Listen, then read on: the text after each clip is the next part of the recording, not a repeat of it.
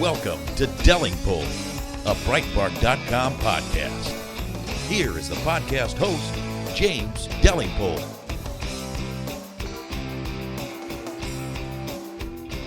Welcome to the Delingpole podcast with me, James Delingpole, and my very special and third-time guest, Dominic Frisby. Hello, James. Dominic, you realise that you have the signal honour of being, I think I'm right, you're the first non-Delingpole to go three times on the show.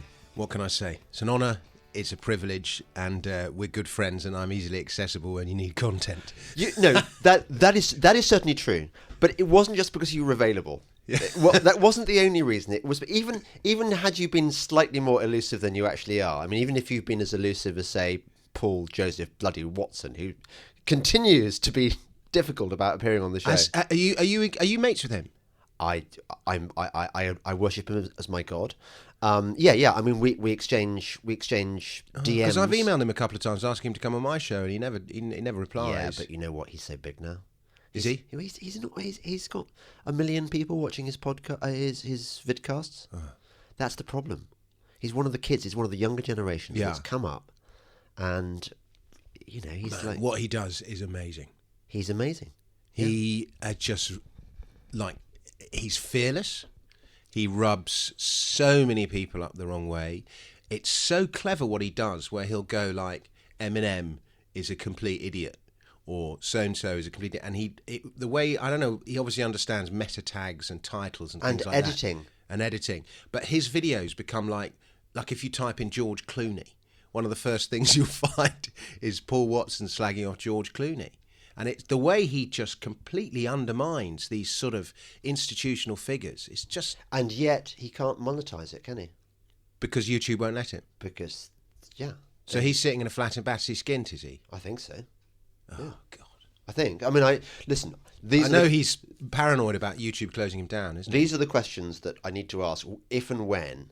I think we just need to... Yeah, I wanted to get him just simply to ask him about his methods. You know what we need, Dom? We need the equivalent of the mob that brought Toby Young down.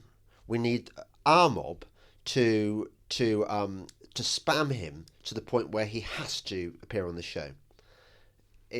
They've got to turn up with electronic pitchforks at his door. I bet he's a listener. He consumes a lot of material. I bet he's a listener. I don't know. I get what little I know about making. I mean, the reason I'm in London talking to you is because I was doing a thing for the BBC last night, and I had to make a 2-minute film, and it took me all afternoon to do the film, to do the different angles and stuff. Yeah. With a team of 3.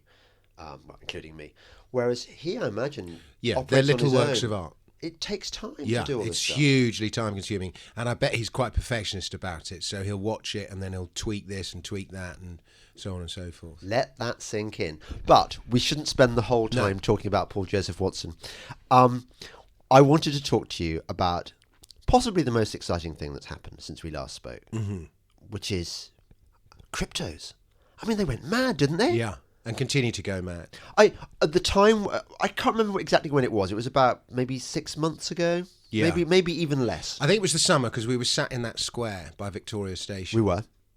And you were like Nostradamus because you weren't talking about cryptos, you were talking about oil. You were saying, I know it's very unfashionable and I know lots of people are very down on oil, but I think oil's got in time for a revival. And look what's happened. It's doing very well. And it's going to carry on doing well, isn't it? Well, nobody knows, but I'm pretty bullish. Yeah. I'm not quite as bullish as I was back then because it's had a good run. But I mean, I think I was bullish about cryptos. I'm pretty bullish about most things, really.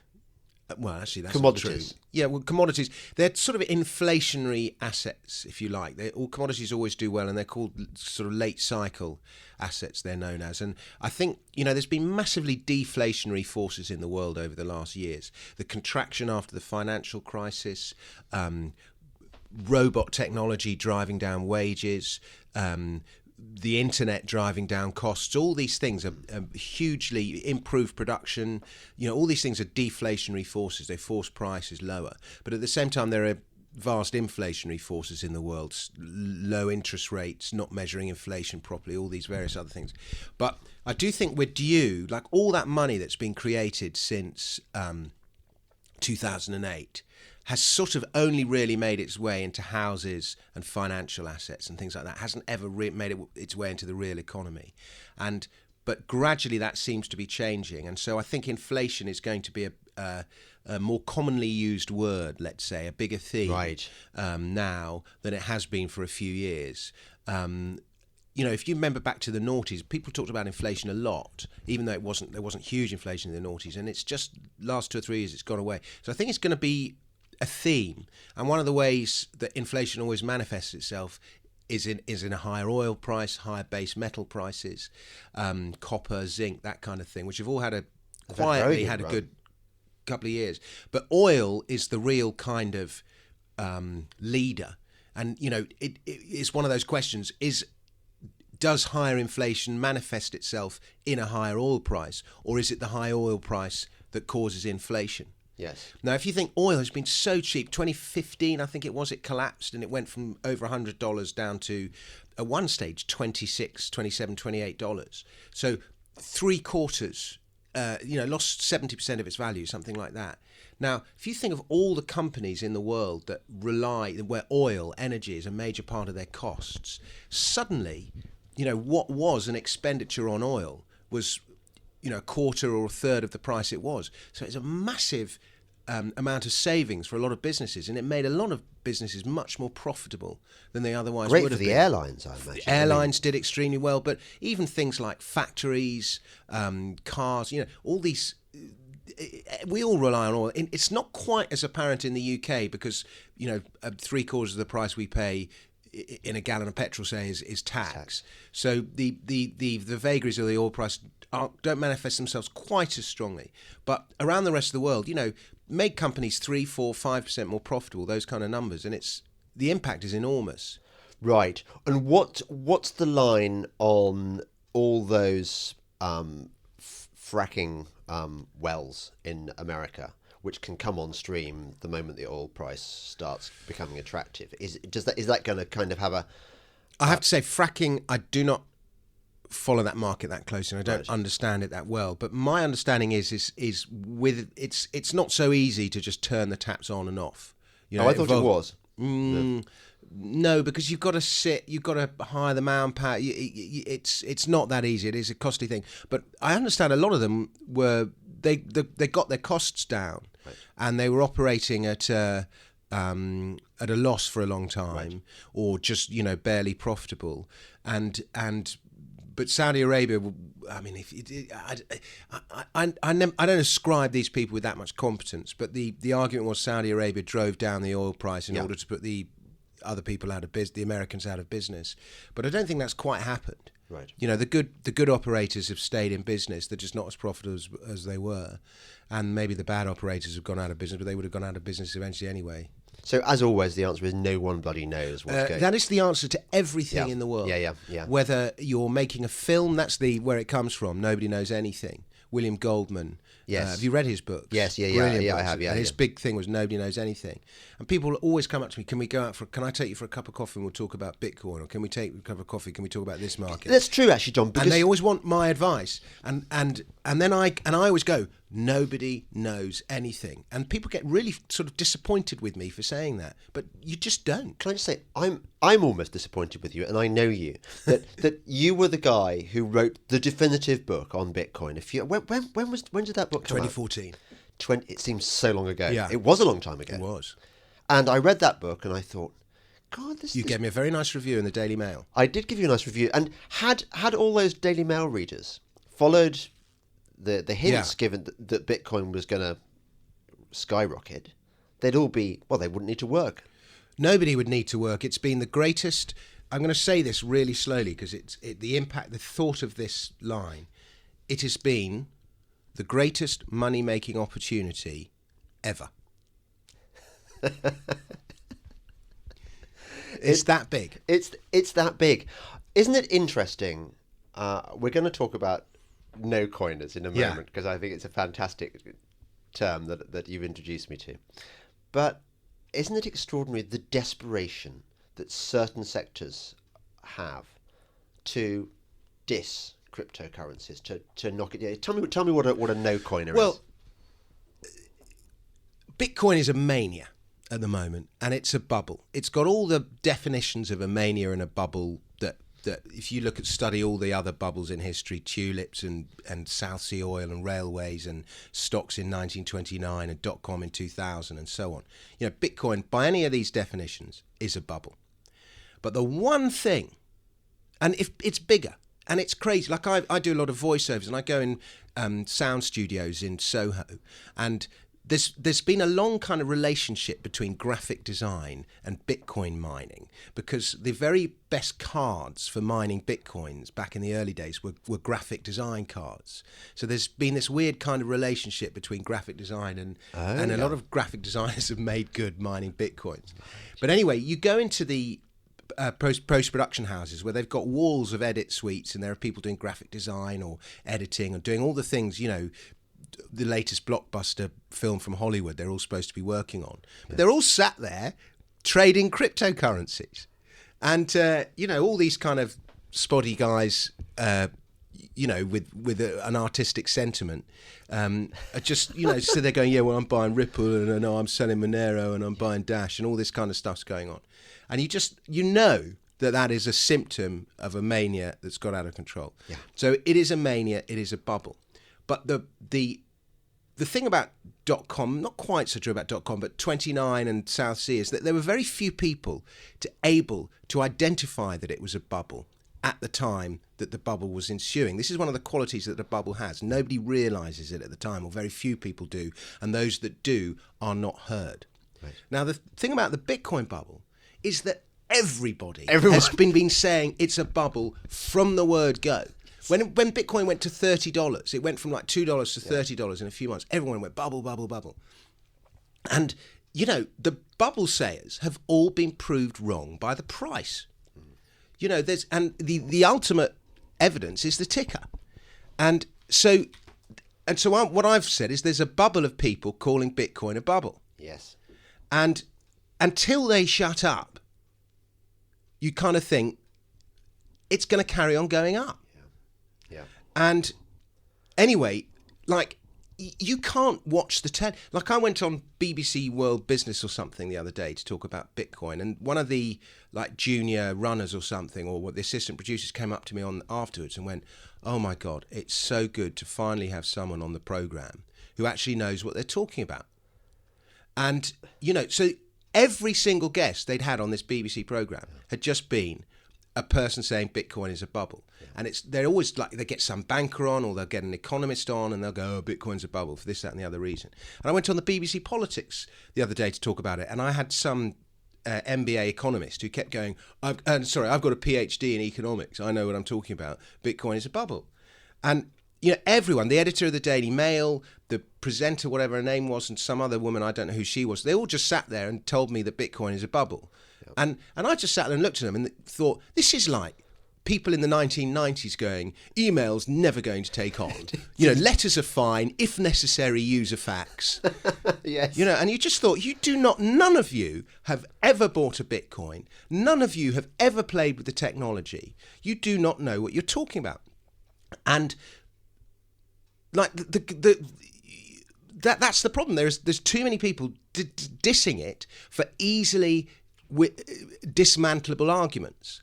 And so anyway, the Bitcoin community, in its fantastically subversive way, has come up with a definition for these people, and it calls them no-coiners. I mean, that's what's so wonderful about this whole Bitcoin revolution. The implications of it are enormous, because a whole new system of money just changes the world. That is your zero. That is, I've said it to you before, that is your throwing your ring into the fires of Mount Doom. That is your changing the points on the railway. The new system of money changes everything, changes the whole power dynamic of society. Bitcoin single-handedly is doing more to address the inequality of wealth between generations than any government policy anywhere. That is so true. And anyway, but it's wonderful that this huge revolution is taking place with this wonderful, subversive, comic element to it. and every stupid no-coiner argument is turned into a meme of some kind, or somebody will make a video, or there'll be... Anyway, so we have this definition of a no-coiner, and this is now on Urban Dictionary.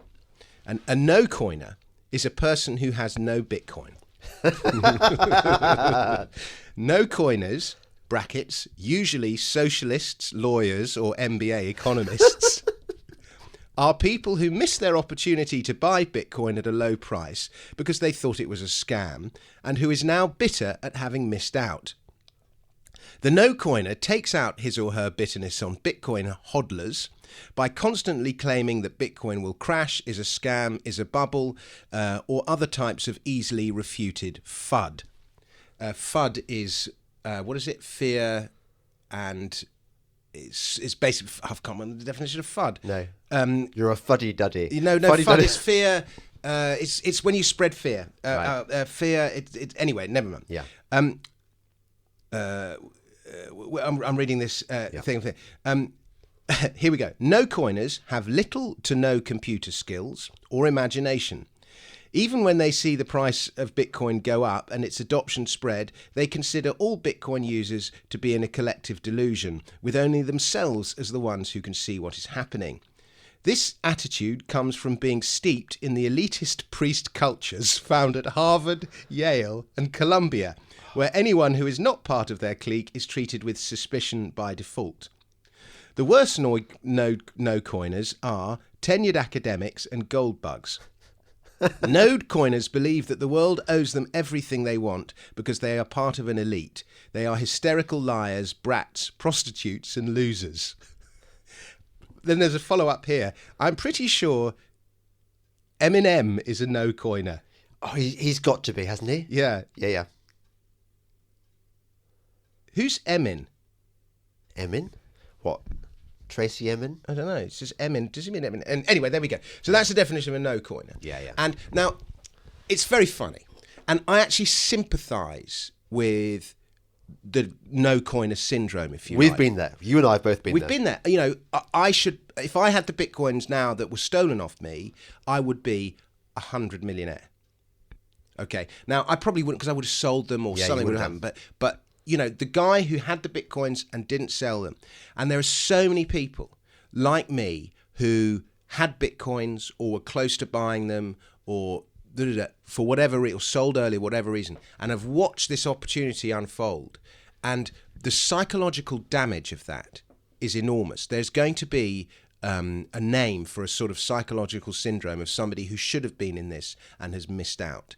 And there's a guy I know, this is very sad, there's a guy I know who had 16,500 Bitcoins. Now, let's just say Bitcoin is £10,000 or $15,000, say.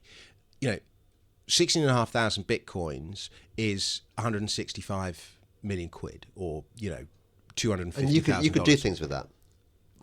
It's not only can you secure your own future and your children's future, if you are sensible and you buy a castle with the money, you can secure the future of your line for generations and generations and to come. The serfs in your village. And the serfs in the... Yeah, everyone. It's the just... serfs... It's that much money. And anyway, this guy had 16,500 Bitcoins, which he'd mined, and he got hacked, and he lost them.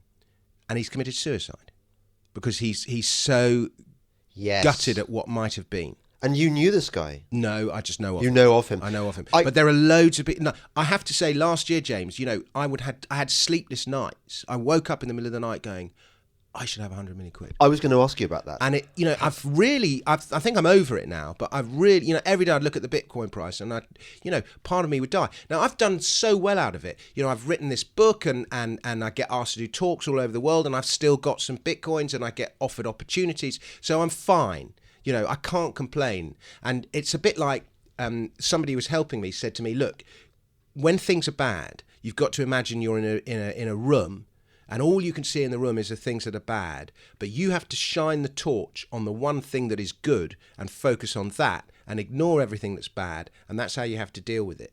And I, you know, that was a very good way, I thought, of trying to because life is as much about perception as anything. Yes. You know, there's a guy in Hollywood who's bitter because he's only getting $20 million for this film because the guy up the road is getting $25 million. But you're getting $20 million for a film, mate. What's the problem? So, you know, life is much about perception. So I love that image of the room with the bad things in it. And funnily enough, the opposite happens to comedians. When you're on stage, is you watch the audience, there'll be 100 people pissing themselves laughing. And the only person you notice in the audience is the one person who's stony faced. Yes. And your whole thing, so you're shining the torch on that one person. And you go, what's his problem? What's the matter? You know, maybe the guy had a stroke or something, or he's got some kind of condition or he's just got a miserable basic expression on his face. But you just forget the 99% of the people. So, you know, so that's how I've tried to come to terms with it. And I think I've come to terms with it. But I my goodness me, it was so painful at some stage, you know. But at least I'm not a no-coiner.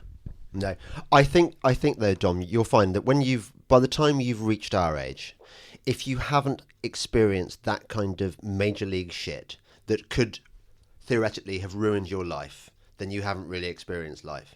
Okay. I just think I've been through that. I've been through stuff that, sort of commit suicide over stuff. Yeah. If you wanted to, but you've got to deal with it. And I think it's really good that you seem kind of happy and cheery and normal now, despite having lost how much again? How many? I mean, well, we don't know. 100. Oh no, I mean, but I should be 100 millionaire. 100 I should be millionaire. able to buy a big house. I should be able. I mean, listen to me. oh mate, I could have Yeah. come and stayed with you, and I You could know, have we come should in be your doing speedboat. this. We should have this. Should be being recorded in a massive house in be. Covent Garden. No, St James's. Massive house in St James's. We're turning St James because of my 100 million pounds. We're turning St James's back from offices into beautiful houses. And that's just your central London residence. Yeah, that's just. I mean, and we should be recording this in a dedicated studio in my house. Yeah, but that's only in a parallel universe where there wasn't kind of crooked. And do you know what? If I had become that, I'd probably become a total arse. You dodged a bullet there, mate. You dodged a bullet. I will say, though, there is one project that I want to do in my life that I need 3 million quid for. Actually, probably 4 million quid for. There's a play I want to produce that my dad's written, and I do want 4 million quid to do that. So it does break, and my dad's now 84, 85. Right. And I do want to make sure we get this play produced. I'm going to do your dad You are going to do on my this dad. podcast. Yeah. And I was thinking, actually, So I am gutted from that thing. Well, I mate, would really have liked that 4 million quid to do that. you never know. There could be people out there listening to this podcast who bought into Bitcoin thanks to you and are now Bitcoin millionaires. I get sent, like this guy just before Christmas sent me the case of the most beautiful wine I have ever drunk. Oh, really? And look, there's the note just over your shoulder there. Yeah. There's a postcard. Grab that postcard. Just read that postcard there. Dear Dominic, in grateful thanks for your writing, hauling my BTM off the sofa into BTC. Oh. And Isn't you know that that guy great? was good enough to just go, Gary, what's his name? Gary Warden. Gary Warden. You know, what a nice man. So you've actually changed people's lives, Yeah. which actually, mate, is better than just Sure. sitting in wanking in your No, it's high not. tower. I'd No, it's rather not. I'd rather have 100 million quid. But yeah, I'm hope as a result of my writing, people have educated themselves about Bitcoin, and some have bought Bitcoin, and yeah. Okay, you're listening to the really incredibly enjoyable Delingpole podcast this week. I'm loving this. But then I am into Bitcoin with my very special guest, cryptocurrency expert, comedian, loser of spectacular sums of money, Dominic Frisby. More in a moment.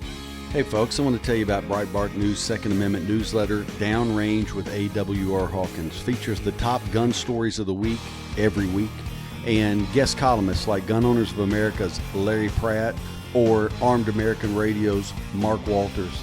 Also features a review of a firearm or a firearm accessory each week. The newsletter downloads on Thursday, comes right to your email inbox. You can subscribe at breitbart.com/AWR. This is Delingpole, a Breitbart.com podcast. Here once again is James Delingpole.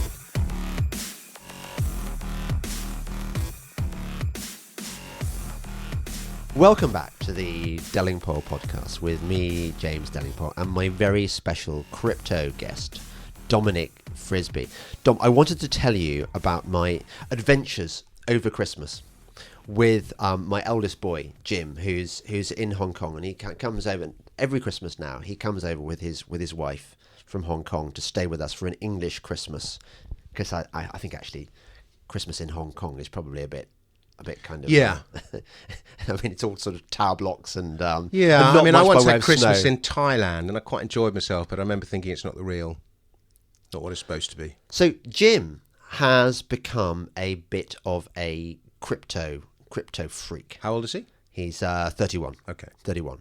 And a lot of his generation in Hong Kong are into that. In fact, if you want, we get a very skewed view of the crypto market because we're so Western centric.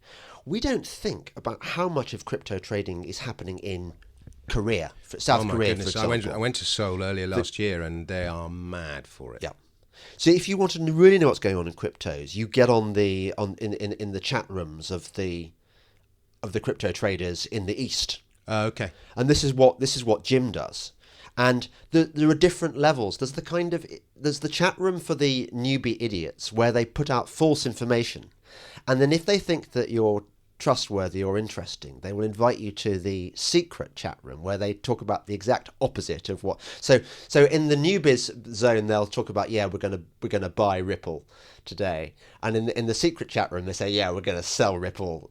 Okay. And there's so much arbitrage trading that goes on that, as for example, Bitcoin goes up, what you'll find is that the other lesser cryptos go down, and vice versa. So they're constantly trading between these two things. I can't do that. My internet's not good enough in England to do that. Probably yours isn't either. What I've seen of your Wi-Fi.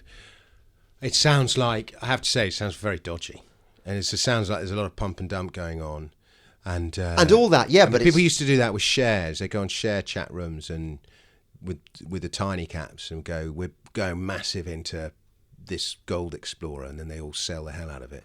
It's certainly what it's doing is giving the kids a completely misleading impression of what trading is like and the kind of returns you get. Yeah. For example, over Christmas, he was sort of making $500 here, $1,000 there, just from just from the movements in the different coins.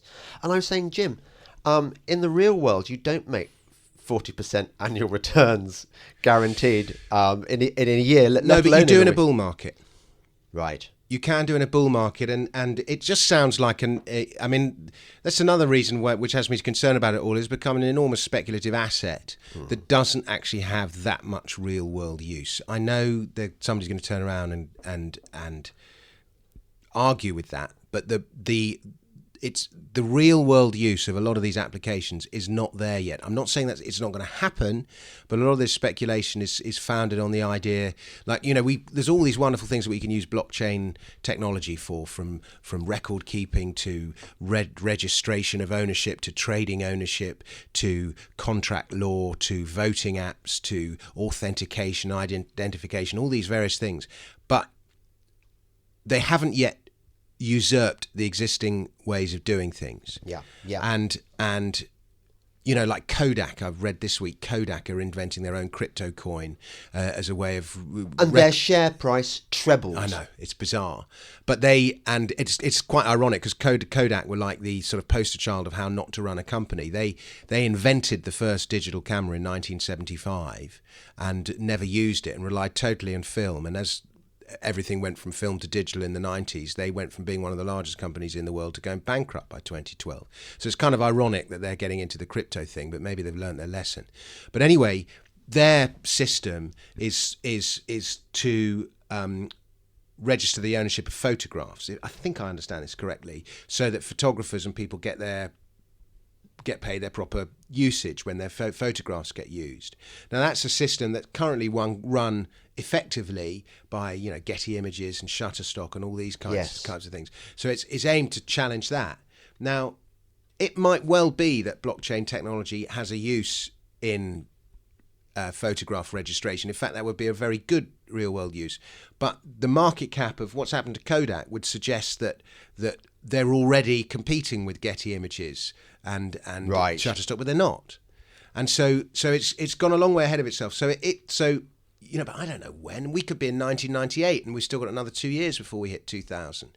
But so it concerns me that all this speculation that's going on.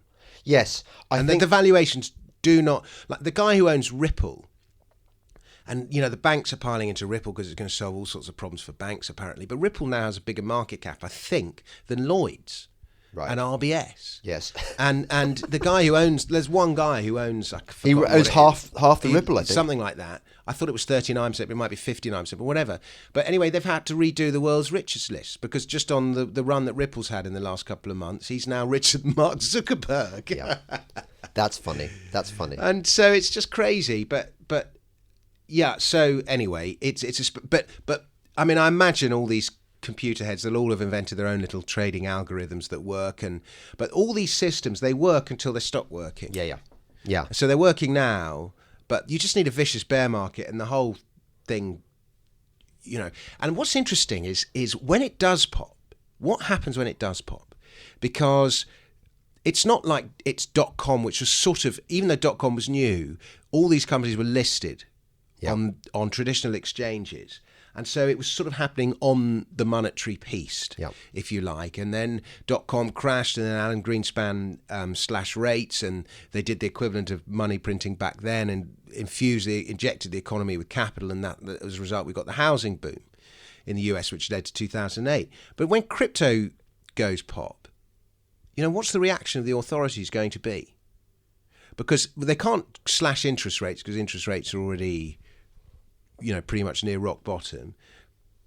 I think quantitative easing is now so politically unacceptable. I mean, would they? Bitcoin was born as a reaction to quantitative easing. Would they start quantitative easing in order to save?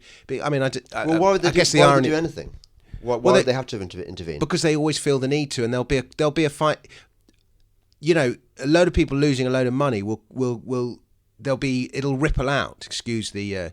Will they though? Because we crypto freaks. We hate the government. I know, and the government could turn around and say it's not our responsibility, but it could lead to, maybe not a recession, but it could lead to, maybe not a stock market crash, but it could lead to problems in the stock market. And then there's so many like blockchain companies now listing on the stock market. Well, that's true. We've now infected. Yeah, I mean, if you just change your name to blockchain, you'll triple the value of your company. Don't steal my. I was going to call this the blockchain podcast. Yeah, I think it must already exist. Oh, bugger. But anyway, so it'd be interesting to see what the reaction of the authorities will be. Right. Well, I think we have a bounden duty then to keep on pushing the price up and up and up. You know what I want to happen? I want all the no coiners, all the peoples like the Jamie Dimons who've been dissing Bitcoin. Yeah. To at some point realize. Oh I wonder if God. Satoshi Nakamoto's worth more than Jamie Dimon. I hope he is. He must be. Got to be. But what I want to happen is there to be a sort of inflection point where Jamie Dimon and all the kind of no coiners suddenly think we've got to take this thing seriously. We've got to put pension fund money in it. We've got to commit to this cryptocurrency because it's not going to go away, and the price to go up and up, and that's when we exit, and that's when the crash happens when they get punished. Well, maybe. I mean, that's that's an idea I've thought of as well and ventured, is that normally the bubble happens when the bubble pops when the shoeshine boy is involved. The 1929 stock market story. Joe Kennedy, who was the stock market investor, got out of the market in 1929 because his shoeshine boy was giving him stock tips. And the idea is that when the shoeshine boy is in, there's nobody left to invest. Well, what's happened with Bitcoin is the shoeshine boy's been the guy who's got in first. Yes. And maybe this bubble ends when the institutions get involved. That's a possibility, isn't it? Yeah, because they don't get it. Yeah. Because they still do not, they're no coiners. They do not get it. And maybe that's what investing is. A bubble ends when the people who don't get it get in. Well, yeah, exactly. Good. Sorry, I'm just You're looking at the time. No, I'm looking at the time. I'm thinking I'm gonna end this segment there. So I'm gonna say, you're listening to the Delingpole podcast with me, James Delingpole, and my very special guest, Dominic Frisby. More in a moment. SiriusXM Patriot presents a brand new conservative show. I'm Sonny Johnson. Check out my new show, Sonny's Corner. We take a lot of our context out of the conservative movement as a whole. Mixing conservative principles and hip-hop culture. We are created equal, yes, but created equal doesn't mean equal results, because I can't flow like Jay-Z doesn't make it Jay-Z's fault. Sonny's Corner. Saturdays at 1 p.m. Eastern on SiriusXM Patriot 125. This is Delingpole, a Breitbart.com podcast. Here once again is James Delingpole. Welcome back to the Delingpole podcast with me, James Delingpole, and my very special crypto guest, Dominic Frisby. Dominic, I haven't told you the story. That last section, by the way, was your grown-up misery section, wasn't it? Where having bigged up cryptos in the first section, you then kind of got all mature and said, well, I think it's all going to end horribly. Well, it is. Can I tell you a happy story about Manias don't end well. Tell me a happy story, and I'll tell you a happy story. I'll tell you a happy story, which is that over Christmas, my eldest boy, the rat, Jim, came back from Hong Kong. And I'm one of those people who bought a few Bitcoin a few years ago and had a wallet so old that the people who supported the wallet had sold up shop and just gone. So it was a wallet called Multibit, I think. Okay. And as you know, September last year, there was a Bitcoin fork whereby for every Bitcoin you owned, you were allocated something called Bitcoin Cash. And Bitcoin Cash, from being this kind of worthless free thing that you got, suddenly became quite a valuable thing, didn't it? It went up to about $1,000 or something. 3,000, 4,000, I think, at the high. Oh my goodness! So anyway, I think it was even 4,500 at the high. But my Bitcoin wallet did not support this because it wasn't being maintained by the software people, so it didn't allocate me my share. So I googled, how do I get my Bitcoin Cash from an old wallet? And they said, well, you've got to have your 12-word code. What 12-word code? So I started scrabbling through all the books and filing cabinets where I write shit down, and I thought, I'm sure I'd know if my 12-word unique code, if I'd had it, I would have thought egg, dinosaur, map, tomato, whatever. And I didn't remember doing it.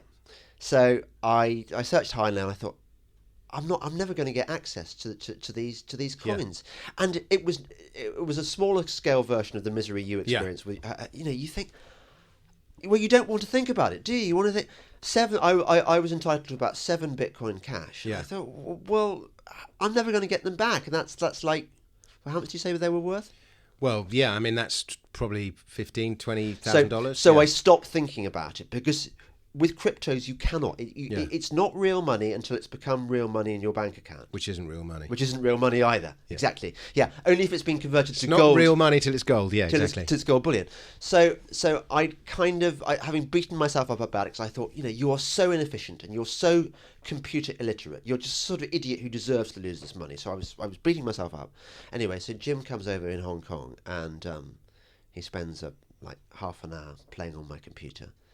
And he not only retrieves my 7 Bitcoin Cash, but he finds, I think, definitely half, possibly 0.9 of a Bitcoin. Lovely. Hidden in down the back of my electronic sofa.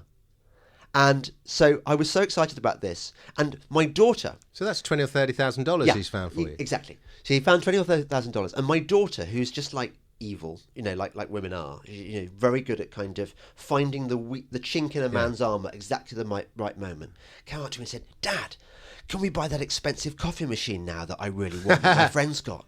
And I said, yes, darling, you can. So I spent £500. Can you imagine? £500 on a coffee machine. But then I figure, if you've just made 20 or 30,000 from nothing, $20, did you actually sell the coins? No, I didn't. No. Oh, okay. So they're probably down a bit now, but probably quite a bit. But there we are. Yeah. Take your 500. Take your coffee machine off the table. Yeah. Maybe I should. Yeah. But tell me your happy story. Well, it's a sweet story. But a friend of mine was at a festival in, I'm going to say 2013. Yeah. And went to buy an ice cream. and his friend and the ice cream stall took Bitcoins. So his friend was trying to explain to him Bitcoin. So his friend got him to download a Bitcoin wallet onto his phone and sent him enough Bitcoins to buy an ice cream. He then went to buy the ice cream, couldn't get it to work at the ice cream counter, and paid for the ice cream in cash, £3 worth of Bitcoin. Anyway, and then he upgraded his phone, whatever, got a new phone. And then saw the Bitcoin price going crazy towards the end of last year, found his old phone, got the Bitcoins and bought himself a car with the money.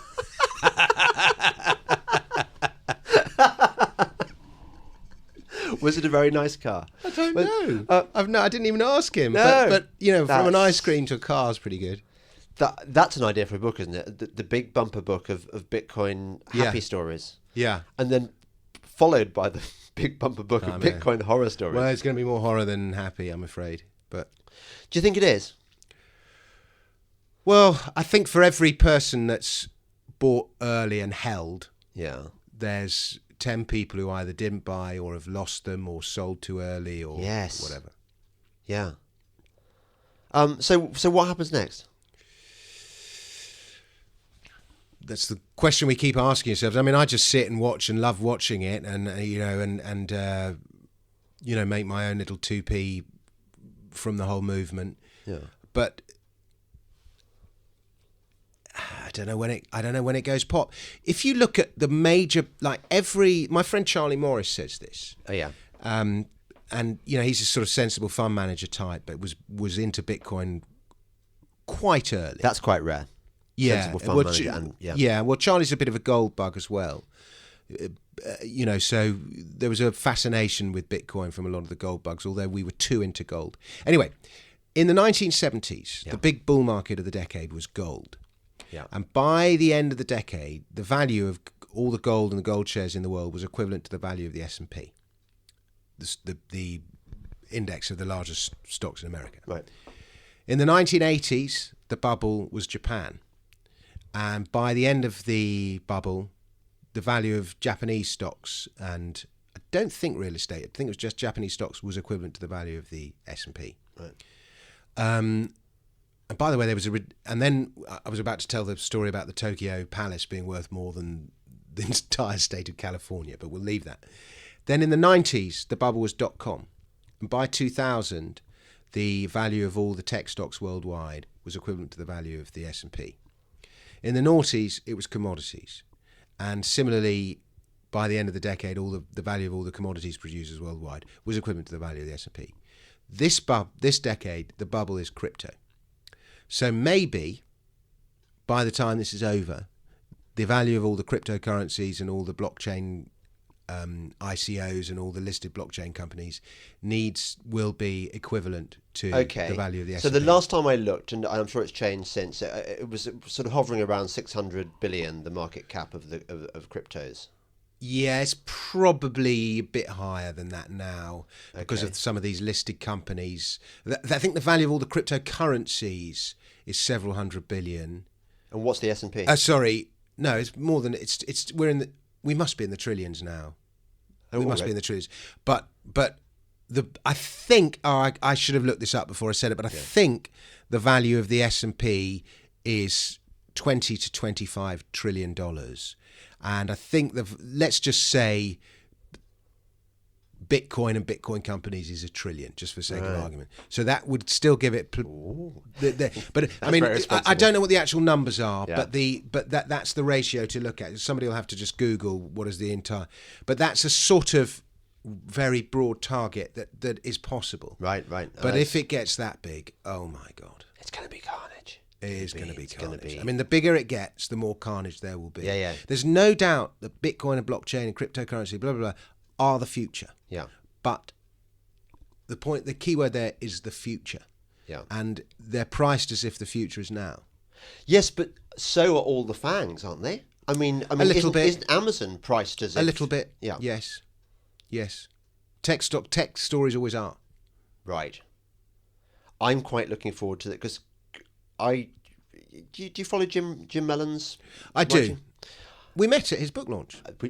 So we did. Of course we did. Yeah. Okay. So Jim reckons gold is.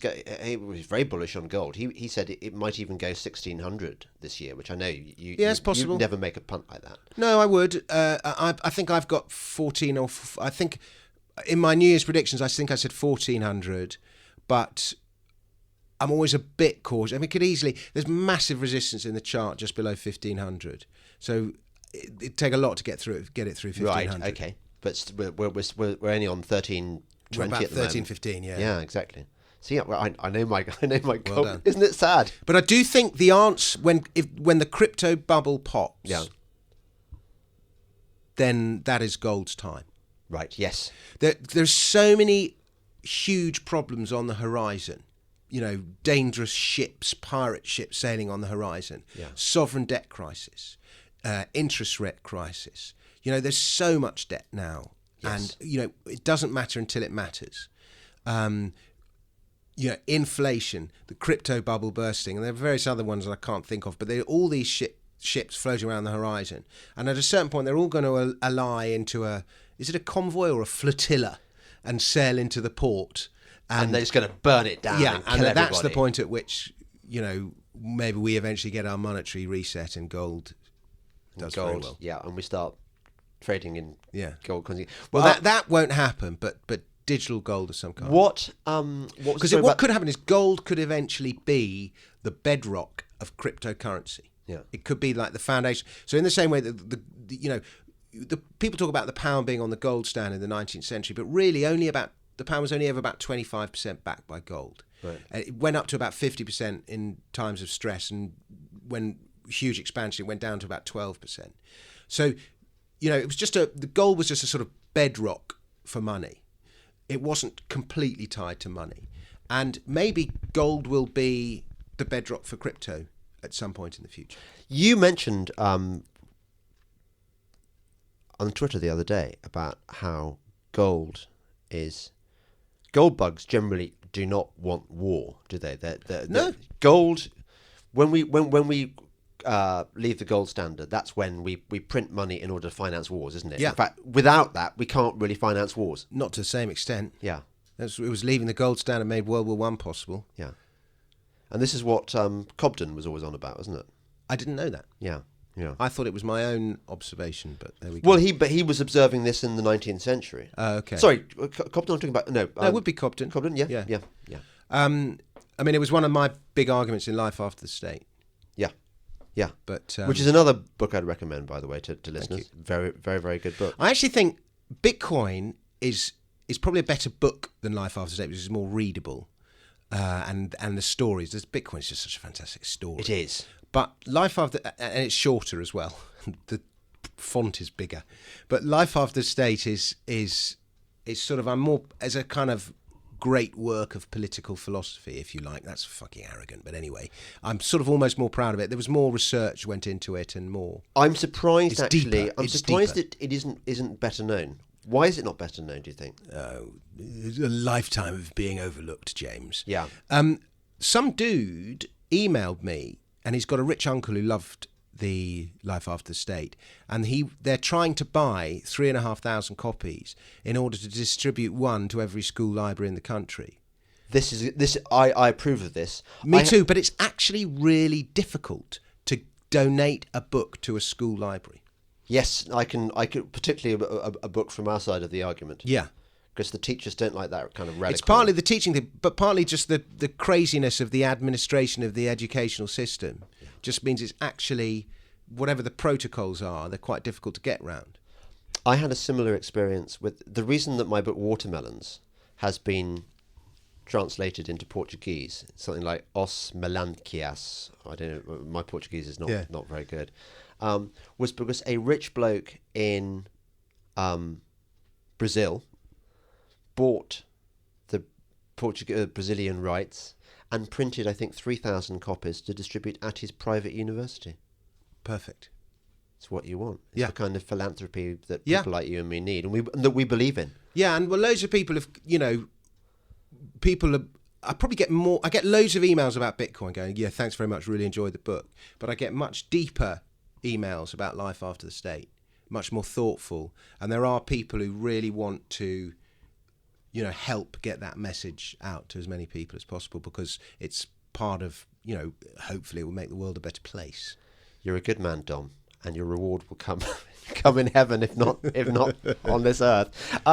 You're listening to the Delingpole podcast with me, James Delingpole, and my very special guest, Dominic Frisby. Thanks, Dominic. I would love to have chatted longer, but unfortunately I've been invited out to lunch and I'm already running quite late. No problem. Mate. Can I plug my Twitter feed? You can totally plug your Twitter feed. Yeah, plug whatever you want to. Go ahead. Okay. Well, you can follow me on Twitter at Dominic Frisby, and I think there's another Dominic Frisby in America, but I'm not him. I'm Dominic Frisby, and I'm doing a show at the Edinburgh Festival this August, which is going to be a sort of financial game show quiz thing.